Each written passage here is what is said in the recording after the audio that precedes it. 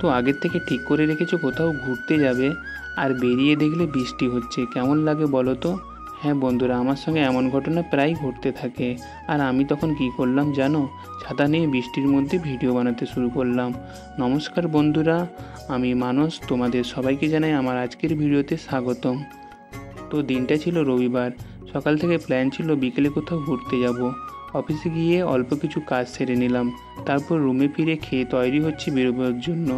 এমন সময় শুরু হলো প্রবল বৃষ্টি। বৃষ্টি থামার জন্য অপেক্ষা করতে করতে ভাবলাম বৃষ্টির কিছু ভালো ফুটেজ ক্যামেরা বন্দি করে রাখি।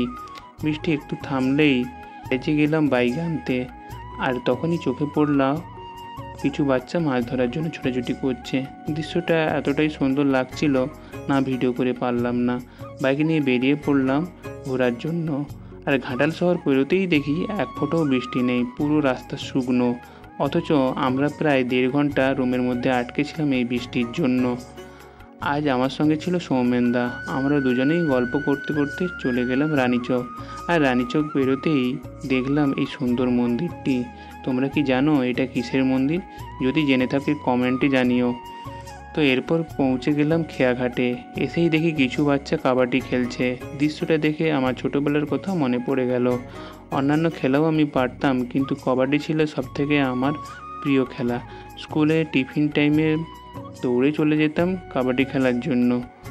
তো আগের কয়েকটি ভিডিওতে তোমরা দেখেছো রূপনারায়ণ নদীর ওপরে অস্থায়ী বাঁশের সেতু।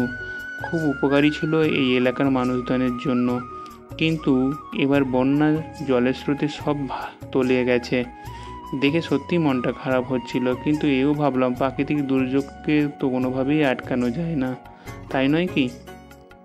এখানকার মানুষজন নৌকায় পার হয় এখন, তবে একটু সময় নিয়ে বের হতে হয়, কারণ নৌকা ভরে তারপরেই নৌকা ছাড়ে।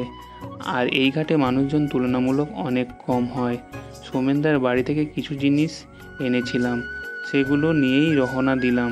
তারপর সন্ধ্যা হয়ে গেল, অন্ধকার নেমে এলো, আর ভিডিও তোলা সম্ভব ছিল না।